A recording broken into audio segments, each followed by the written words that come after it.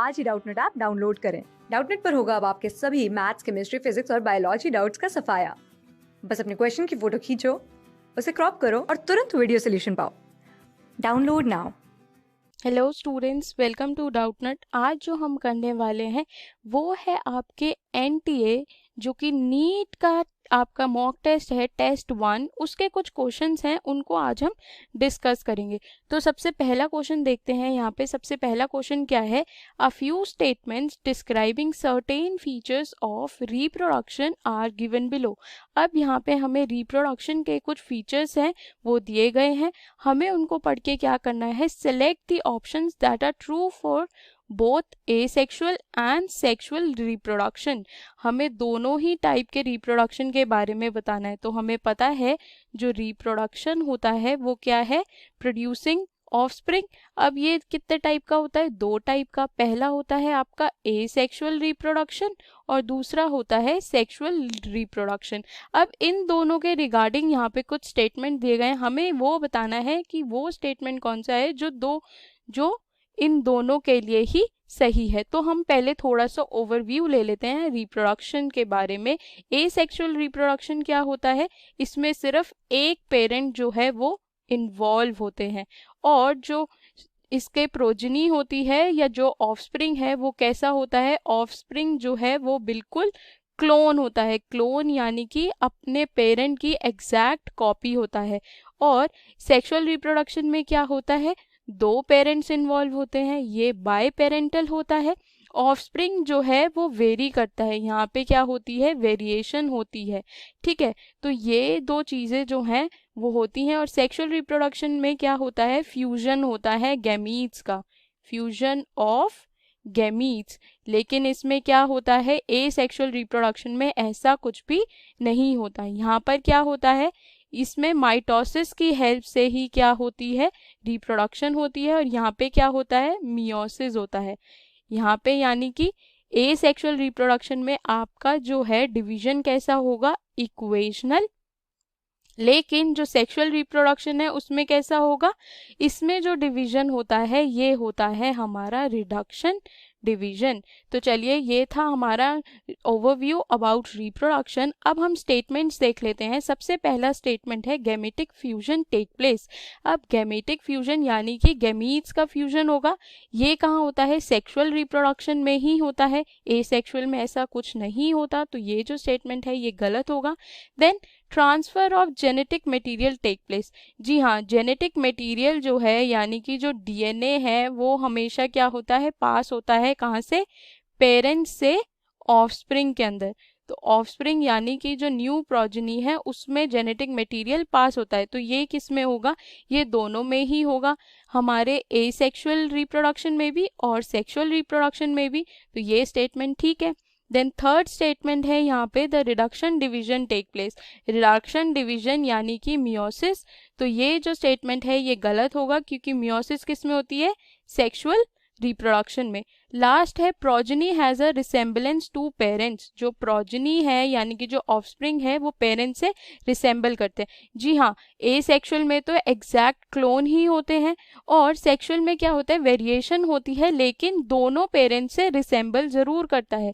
तो ये जो स्टेटमेंट है ये सही है। तो यानी कि जो हमारा सेकंड स्टेटमेंट है और जो हमारा फोर्थ स्टेटमेंट है वो यहाँ पे करेक्ट है। तो यहाँ पे 4 ऑप्शंस गिवन थे, पहला था 1 and 2, तो ये क्या होगा? गलत होगा। देन सेकंड एंड थर्ड, ये भी गलत होगा। थर्ड है यहाँ पे सेकंड एंड फोर्थ स्टेटमेंट, तो ये सही है। लास्ट है 1 and 3, तो ये भी गलत होगा। तो जो करेक्ट आंसर है यहाँ पे हमारा वो होगा option number second, option number third. Second and fourth statements are true for both the reproduction. अब सेकंड क्वेश्चन है यहाँ पे कार्टिलेज इज फॉर्म्ड बाय। ये जो कार्टिलेज है ये किनसे बनता है? 4 ऑप्शंस दिए गए हैं। पहला है ऑस्टियोब्लास्ट, देन कॉन्ड्रोसाइट्स, फाइब्रोब्लास्ट और एपिथेलियम। तो हमें पता है कि जो कार्टिलेज है वो क्या होता है? ये हमारे स्ट्रॉन्ग, फ्लेक्सिबल और कैसे टिश्यूज होते हैं? फाइब्रस टिश्यूज होते हैं, फ्लेक्सिबल एंड फाइब्रस टिश्यू। अब ये जो टिश्यू है ये किस टाइप का टिश्यू है? ये जो कार्टिलेज होते हैं ये हमारे कनेक्टिव टिश्यूज हैं। कौन से टिश्यूज हैं? कनेक्टिव टिश्यू जो क्या करते हैं, जॉइंट्स को हेल्प करने में काम आते हैं। इनका फंक्शन क्या होता है, ये जॉइंट्स को कनेक्ट करवाते हैं। ठीक है, तो जो कार्टिलेज होता है, अब हमें बताना है ये किन से बनता है। तो कार्टिलेज यानी कि जो हमारा ये कनेक्टिव टिश्यू है, ये कुछ स्पेशलाइज्ड सेल से बनता है। स्पेशलाइज्ड सेल्स जो आपस में मिलकर क्या करते हैं, इस कार्टिलेज को फॉर्म करते हैं। और वो जो स्पेशलाइज्ड सेल है वो क्या होते हैं हमारे, वो होते हैं कॉन्ड्रोसाइट्स। जी हाँ, ये कॉन्ड्रोसाइट्स क्या करते हैं, मिलकर क्या करेंगे, इस कनेक्टिव टिश्यू को बनाते हैं और जो क्या होता है, बहुत ही स्ट्रॉन्ग होते हैं। ठीक है, तो अब यहाँ 4 ऑप्शन दिए गए। पहला ऑप्शन है यहाँ पे ऑस्टियोब्लास्ट। तो ऑस्टियोब्लास्ट क्या होते हैं, ऑस्टियोब्लास्ट हमारे वो सेल्स हैं जो कि किस में हेल्प करते हैं, हमारी बोन फॉर्मेशन में। तो क्या है, ये फॉर्मेशन ऑफ बोन में काम आते हैं। तो ये जो ऑप्शन है ये गलत है। सेकंड है यहाँ पे कॉन्ड्रोसाइट्स। तो कॉन्ड्रोसाइट जो है ये हमारा करेक्ट आंसर है। इन्हीं से क्या होते हैं, कार्टिलेज जो है वो बनते हैं। देन थर्ड है यहाँ पे फाइब्रोब्लास्ट। फाइब्रोब्लास्ट क्या है, ये भी एक टाइप का कनेक्टिव टिश्यू ही होते हैं जो कि किस में हेल्प करते हैं, ये हेल्प करते हैं हमारे एक्स्ट्रा सेलुलर मैट्रिक्स और कोलेजन को बनने में। Extra cellular matrix and collagen. तो ये जो ऑप्शन है ये भी गलत होगा। और लास्ट ऑप्शन है यहाँ पे आपका एपिथीलियम। तो एपिथीलियम क्या होती है, एपिथीलियम हमारी क्या है, एनिमल टिश्यू की सबसे बाहर की जो लेयर है उसको हम कहते हैं। तो ये जो ऑप्शन है ये भी गलत होगा। तो यहाँ पे जो करेक्ट आंसर है वो है ऑप्शन नंबर बी, कॉन्ड्रोसाइट्स। ठीक है, अब थर्ड क्वेश्चन देखते हैं यहाँ पे, identify the wrong statement regarding post fertilisation development. जी हाँ, हमें यहाँ पे क्या करना है, यहाँ पे कुछ स्टेटमेंट दिए गए हैं, हमें बताना है जो पोस्ट फर्टिलाइजेशन डेवलपमेंट होती है उसके रिगार्डिंग कौन सा स्टेटमेंट यहाँ पे रॉन्ग है यानी कि इनकरेक्ट है। तो हम बात करते हैं पोस्ट फर्टिलाइजेशन की। पोस्ट फर्टिलाइजेशन क्या है, ये हमारे सीरीज ऑफ इवेंट्स होते हैं जो कि कब होते हैं, फर्टिलाइजेशन के बाद। सीरीज ऑफ इवेंट्स जिनके अंदर क्या होता है, जो हमारा सीड है वो डेवलप होता है कहाँ से, ओव्यूल से। सीड का डेवलपमेंट होता है और इसी के साथ साथ क्या होती है, एंडोस्पर्म की फॉर्मेशन होती है। एंडोस्पर्म फॉर्मेशन जो है वो होती है। ठीक है, और जो फ्रूट है वो डेवलप होता है। फ्रूट हमारा कहाँ से डेवलप होता है, ओवरी से डेवलप होता है। तो ये जो है बेसिकली हमारे इवेंट्स होते हैं जो कि किसके बाद होते हैं, फर्टिलाइजेशन के बाद, और इनको हम कहते हैं पोस्ट फर्टिलाइजेशन। अब यहाँ पे 4 स्टेटमेंट्स दिए गए हैं। पहला है the ovary wall develops into pericarp. तो ये जो स्टेटमेंट है ये ट्रू है। तो ये जो ऑप्शन होगा ये गलत है, क्योंकि क्या होता है, ओवरी वॉल जो है वो डेवलप करती है किसमें, पेरिकार्प पे, और पेरिकार्प क्या करता है, फ्रूट को बनाता है। तो ये जो ऑप्शन है ये गलत होगा। देन यहाँ पे है outer integument of the ovule develops into tegmen.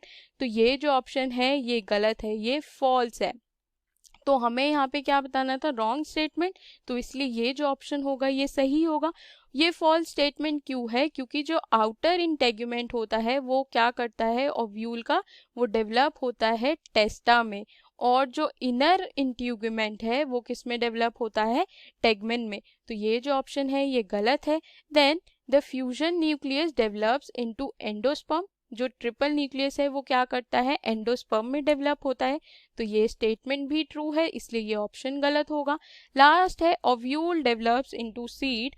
जो सीड है वो कैसे डेवलप होता है, ओव्यूल से। तो ये भी ट्रू है, तो ये ऑप्शन भी गलत होगा, क्योंकि हमें तो इनकरेक्ट ऑप्शन बताना था। तो ऑप्शन नंबर बी जो है वो हमारा यहाँ पे करेक्ट आंसर होगा। जो आउटर इंटेग्यूमेंट होता है ओव्यूल का वो डेवलप करता है किसमें, टेस्टा में, ना कि टेगमेन में। तो ये जो ऑप्शन है यहाँ पे गलत है। ठीक है, चलिए नेक्स्ट क्वेश्चन देखते हैं। The term surrogate mother is used for. ये जो टर्म होती है सैरोगेट मदर, इसको हम किसके लिए यूज करते हैं ये हमें बताना है। तो हम पहले बात करते हैं सैरोगेट मदर क्या होता है। जो सैरोगेसी होती है उसमें जो विमेन यूज होती है उसको हम कहते हैं सैरोगेट मदर। अब हम अगर बात करें सैरोगेसी की तो वो क्या होती है? सैरोगेसी यानी कि किसी और के चाइल्ड को आप क्या करते हैं, अपनी बॉडी में ग्रो करवाते हैं। यानी कि जो चाइल्ड बर्थ है वो कहाँ होता है? किसी और विमेन के थ्रू होता है, उसको हम कहते हैं सैरोगेसी। तो सैरोगेट मदर क्या होगी? वो विमेन जो क्या करेगी, किसी और के चाइल्ड को बियर करेगी। Bear a child on behalf of another women, यानी कि bear a child of another women, किसी और वुमेन का चाइल्ड वो क्या करेंगी, खुद अपनी बॉडी में बियर करेंगी और उसको ग्रो करेंगी एंड देन क्या होगा, उसको बर्थ देंगी। और ये कैसे होता है? ये होता है किसी दूसरे विमेन के एग को क्या किया जाता है, इम्प्लांट कर दिया जाता है इस वाले विमेन की यूट्रस के अंदर, इम्प्लांटेशन इन द यूट्रस, और इसको हम कहते हैं सैरोगेट मदर। ये जो सैरोगेट मदर है ये क्या होती है, ये इसको हम कह सकते हैं फ्यूचर मदर। फ्यूचर मदर भी हम बोल सकते हैं। तो यहाँ पे कुछ स्टेटमेंट दिए गए थे, हमें बताना है कौन सा टर्म जो है वो सैरोगेट मदर को एग्जैक्ट बताएगा। पहला है इंडक्शन ऑफ लैक्टेशन, यानी कि लैक्टेशन जो करवाती है मदर वो, तो ये जो स्टेटमेंट है ये गलत होगा। आर्टिफिशियली इंसेमिनेटेड फीमेल, वो फीमेल जिसको आर्टिफिशियली क्या किया है, जिसके यूट्रस के अंदर हमने क्या किया है, सीमेन को इंट्रोड्यूस कराया है, तो ये जो ऑप्शन है ये भी गलत होगा, क्योंकि ये जो है ये नॉर्मल मदर में भी किया जा सकता है, तो ये जो ऑप्शन है ये भी गलत होगा। Then future mother with transplanted embryo, future mother जिसके अंदर क्या किया है, एम्ब्रियो को ही ट्रांसप्लांट किया है, तो ये जो ऑप्शन है ये सही है। देन लास्ट है यहाँ पे मदर हु प्रोवाइड्स ओवम, ये क्या है, जो आप चाइल्ड की मदर है वो भी अपना ओवम दे सकती है, यानी कि अपना एग दे सकती है, या जो सैरोगेट मदर है उसका एग भी लिया जा सकता है, तो ये जो ऑप्शन है ये भी गलत होगा, इसको हम सैरोगेट मदर नहीं कहेंगे। तो जो सही स्टेटमेंट होगा यहाँ पे, सही ऑप्शन जो है वो है आपका option number C, future mother with transplanted embryo. वो मदर जिसके यूट्रस में हम क्या करेंगे, एम्ब्रियो को ट्रांसप्लांट कराते हैं, इसको ही कहते हैं सैरोगेट मदर। ठीक है, चलिए नेक्स्ट देखते हैं क्वेश्चन यहाँ पे क्या है हमारे पास। क्वेश्चन में बोला है synapsis is a pairing of, जो साइनेप्सिस होती है वो किसके बीच की पेयरिंग है ये हमें बताना है। 4 ऑप्शन गिवन है यहाँ पे। पहला है any 2 chromosomes, non homologous chromosome, eccentric chromosomes, या फिर होमोलोगस क्रोमोसोम। तो साइनेप्सिस क्या होती है, साइनेप्सिस होती है पेयरिंग ऑफ 2 होमोलोगस क्रोमोसोम्स। जी हाँ, 2 होमोलोगस क्रोमोसोम के बीच में जो पेयरिंग होती है उसको हम कहते हैं साइनेप्सिस। और ये कब होती है, ये होती है ड्यूरिंग मियोसिस। तो अगर हम बात करें साइनेप्सिस की तो क्या होगा, ये हमारे पास एक क्रोमोसोम है, ठीक है, ये है हमारे पास दूसरा होमोलोगस क्रोमोसोम, ठीक है, ये क्या हो गए, 2 होमोलोगस क्रोमोसोम्स हैं। अब साइनेप्सिस क्या होती है, होमोलोगस क्रोमोसोम है ये हमारे पास 2। अब जो साइनेप्सिस है वो इन दोनों होमोलोगस क्रोमोसोम के बीच की जो पेयरिंग है उसको हम कहते हैं, ठीक है, यानी कि ऐसे और ये, ठीक है, तो ये जो प्रोसेस है इसको कहा जाता है साइनेप्सिस। तो ये होती है जब मियोसिस होती है, मियोसिस का जो प्रोफेस है, प्रोफेस 1 में होती है आपकी साइनेप्सिस। तो यहाँ पे 4 ऑप्शन थे, पहला था किसी भी 2 क्रोमोसोम के बीच में साइनेप्सिस होती है, तो ये ऑप्शन गलत है। नॉन होमोलोगस क्रोमोसोम के बीच में होती है, ये भी गलत है। एसेंट्रिक क्रोमोसोम के बीच में होती है, ये ऑप्शन भी गलत है। लास्ट है यहाँ पे होमोलोगस क्रोमोसोम्स, तो ये जो है ये सही है। 2 होमोलोगस क्रोमोसोम के बीच में जो पेयरिंग होती है उसको कहते हैं साइनेप्सिस। तो ऑप्शन नंबर डी जो है यहाँ पे वो हमारा करेक्ट आंसर होगा। चलिए नेक्स्ट क्वेश्चन देखते हैं। इस क्वेश्चन में बोला है the endometrium is found in, जो एंडोमीट्रियम है वो कहाँ पाई जाती है। तो 4 ऑप्शन गिवन है यहाँ पे। पहला है placenta of mammals, then nipple of mammals, uterus of mammals and none of these. तो हम जानते हैं जो एंडोमीट्रियम है वो किसकी लेयर है, ये है हमारे यूट्रस की लाइनिंग, जिसको हम कहते हैं एंडोमीट्रियम। और ये कौन सी लाइनिंग होती है, ये सबसे अंदर वाली जो लाइनिंग है उसको हम कहते हैं इनर मोस्ट लाइनिंग जो है हमारे यूट्रस की, वो क्या होती है, एंडोमीट्रियम। यूट्रस जो है उसकी 3 लेयर्स होती हैं, कौन कौन सी। पहली होती है पेरीमेट्रियम, ठीक है, ये क्या होती है, सबसे बाहर वाली लेयर। देन दूसरी होती है हमारी मायोमीट्रियम, और थर्ड जो है वो क्या है, वो है एंडोमीट्रियम। तो एंडोमीट्रियम जो है वो क्या है, यूट्रस की लाइनिंग है। तो यूट्रस किस में, ये फीमेल्स में पाई जाती है, ठीक है, फीमेल्स में जो है, फीमेल्स के यूट्रस में ये लाइनिंग होती है। और यहाँ पे हम बात कर रहे हैं मैमल्स की, तो जी हाँ, मैमल्स के यूट्रस की जो लाइनिंग है उसको हम कहते हैं एंडोमीट्रियम। ये एंडोमीट्रियम क्या करती है, जब मेंस्ट्रुअल साइकिल होती है तो यही वो लेयर है जो क्या होती है, ब्रेक डाउन होता है इसका, ब्रेक डाउन ऑफ एंडोमीट्रियम, ठीक है, यही एंडोमीट्रियम क्या करती है, ब्रेक डाउन होती है। तो यहाँ पे हमारा कौन सा ऑप्शन सही होगा, प्लेसेंटा ऑफ मैमल्स, तो ये गलत होगा। निपल ऑफ मैमल्स, ये भी गलत होगा। यूट्रस ऑफ मैमल्स, ये करेक्ट है। And then none of these, तो ये ऑप्शन भी गलत होगा। तो यहाँ पे जो करेक्ट आंसर है वो होगा हमारा ऑप्शन नंबर सी, ठीक है। नेक्स्ट क्वेश्चन है यहाँ पे, which of the human brain, which part of the human brain controls the urge for eating and drinking. हमें बताना है हमारे ह्यूमन ब्रेन का कौन सा पार्ट है जो कंट्रोल करता है हमारे खाने को और हमारी भूख प्यास को क्या करता है, वो कंट्रोल करता है। 4 ऑप्शन गिवन है यहाँ पे। पहला है फोर ब्रेन, सेकंड है मिड ब्रेन, थर्ड है हिंड ब्रेन और लास्ट है स्पाइनल कॉर्ड। तो हम जानते हैं कि ये जो ईटिंग और ड्रिंकिंग की अर्ज है हमारी, ये हमारे हाइपोथैलेमस का जो पार्ट होता है वो कंट्रोल करता है। हाइपोथैलेमस क्या करेगा, हमारे बॉडी टेम्परेचर को और उसी के साथ साथ हमारे ईटिंग और ड्रिंकिंग की अर्ज को कंट्रोल करता है। अब हाइपोथैलेमस का कौन सा पार्ट है जो ये करता है, तो हाइपोथैलेमस का जो हमारा फोर ब्रेन है वो इसको कंट्रोल करता है। तो पहला ऑप्शन ही जो है फोर ब्रेन, ये करेक्ट होगा। लेकिन हम बाकी ऑप्शंस को भी डिस्कस करेंगे। सेकंड ऑप्शन है यहाँ पे मिड ब्रेन, तो ये जो ऑप्शन है ये गलत होगा। मिड ब्रेन क्या करता है, ये हमारे मोटर मूवमेंट्स को कंट्रोल करता है। मोटर मूवमेंट कौन कौन से हो गए हमारे, मोटर मूवमेंट्स यानी कि हमारी आईज के मूवमेंट को, हमारी हियरिंग की कैपेसिटी को, इन सारी चीज़ों को क्या करता है, ये कंट्रोल करता है, ठीक है। हियरिंग और ये जो हमारी मोटर मूवमेंट्स हैं इनको मिड ब्रेन कंट्रोल करता है। तो ये ऑप्शन भी गलत है। सी है यहाँ पे हिंड ब्रेन, तो हिंड ब्रेन जो है ये भी ऑप्शन यहाँ पे गलत है, क्योंकि हिंड ब्रेन जो है ये हमारी ब्रीथिंग को कंट्रोल करता है, ठीक है। ब्रीथिंग के साथ साथ ये एक और चीज़ को कंट्रोल करता है, ब्लड के फ्लो को, ठीक है, controls the flow of blood.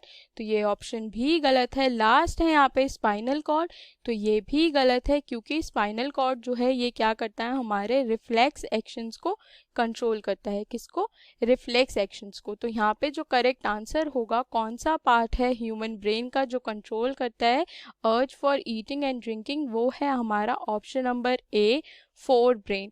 Fore brain ही है जो क्या करेगा, कंट्रोल करेगा हमारे खाने की, हमारी जो भूख प्यास है उसको, हमारे ब्रेन का जो पार्ट है वो होता है फोर ब्रेन और यही कंट्रोल करता है, ठीक है। चलिए आगे चलते हैं। नेक्स्ट क्वेश्चन है यहाँ पे, रेस्ट्रिक्शन एंडोन्यूक्लियेसेस आर एंजाइम्स विच, जो हमारे रेस्ट्रिक्शन एंडोन्यूक्लियस हैं वो एंजाइम क्या होते हैं, वो क्या करते हैं, ये हमें बताना है, ठीक है। तो हम जानते हैं कि ये जो रेस्ट्रिक्शन न्यूक्लियस एंजाइम है, रेस्ट्रिक्शन एंडोन्यूक्लियेसेस की यहाँ बात की है। तो रेस्ट्रिक्शन न्यूक्लियेसेस 2 टाइप के होते हैं, एक होता है आपका एंडोन्यूक्लियस और दूसरे होते हैं एक्सोन्यूक्लियेसेस, ठीक है। तो यहाँ किसकी बात हो रही है, रेस्ट्रिक्शन एंजाइम्स में हम बात कर रहे थे यहाँ पे एंडोन्यूक्लियस की। हमें बताना है ये जो एंडोन्यूक्लियस है ये क्या करते हैं। तो ये जो एंडोन्यूक्लियस साइट्स हैं ये क्या करते हैं, एंडोन्यूक्लियस एंजाइम हमारे डीएनए की कोई स्पेसिफिक साइट पर जाकर क्या करते हैं, उसको कट करते हैं। डीएनए के अंदर एक स्पेसिफिक साइट ढूंढते हैं और उस साइट को जाकर क्या कर देते हैं, कट करते हैं। जबकि जो एक्सोन्यूक्लियस है वो क्या करती है, एक्सोन्यूक्लियस एंड से क्या करेगी, डीएनए के एंड से न्यूक्लियोटाइड को हटाती है, remove from DNA and. DNA के एंड से न्यूक्लियोटाइड्स को क्या करेगी, ये रिमूव करती है। ठीक है, तो यहाँ पे स्टेटमेंट्स देखते हैं क्या दिए हुए हैं। Cut at specific position with in the DNA molecule, एक स्पेसिफिक पोजीशन पे ही डीएनए के अंदर ये कट करते हैं एंजाइम। तो ये जो स्टेटमेंट है हमारा क्या होगा, सही है। Then recognize a specific nucleotide sequence for binding of DNA ligase, ये क्या करती है, एक स्पेसिफिक न्यूक्लियोटाइड सीक्वेंस को रिकॉग्नाइज करती है जहां पर डीएनए लाइगेज आके बाइंड करे। तो ये जो ऑप्शन है ये गलत है। Restrict the action of the enzyme DNA polymerase, DNA polymerase के एक्शन को क्या करती है, रिस्ट्रिक्ट करती है, स्टॉप करती है। तो ये ऑप्शन भी गलत है। लास्ट है यहाँ पे remove nucleotides from the ends of the DNA molecule, तो ये भी गलत है। ये किसका काम है, ये है हमारे एक्सोन्यूक्लियस का, जो कि एक टाइप के रेस्ट्रिक्शन एंजाइम है, लेकिन वो रेस्ट्रिक्शन एंडोन्यूक्लियस नहीं है। यहाँ पे बात हो रही है एंडोन्यूक्लियस की। तो ये आपको ध्यान रखना ज़रूरी है कि किस चीज़ की बात हुई है। तो यहाँ पे जो पहला ऑप्शन है हमारा option number A, cuts at specific position with in the DNA molecule, तो ऑप्शन ए जो है यहाँ पे ये हमारा करेक्ट आंसर होगा। ठीक है, तो ये थे कुछ क्वेश्चंस हमारे एनटीए नीट के जो मॉक टेस्ट है, टेस्ट 1 के हमने कुछ क्वेश्चंस उठाए थे। ठीक है, तो ऐसे ही आप हमारे चैनल के साथ बने रहिए ताकि हम और टेस्ट के जो क्वेश्चंस हैं उनको सॉल्व करते रहें। Thank you very much. Class 6 से 12 से लेके नीट, आईआईटी, जेईई मेंस और एडवांस के लेवल तक 10 मिलियन से ज़्यादा स्टूडेंट्स का भरोसा। आज ही डाउनलोड करें डाउटनेट ऐप या व्हाट्सएप कीजिए अपने डाउट्स 8400 400 400 पर।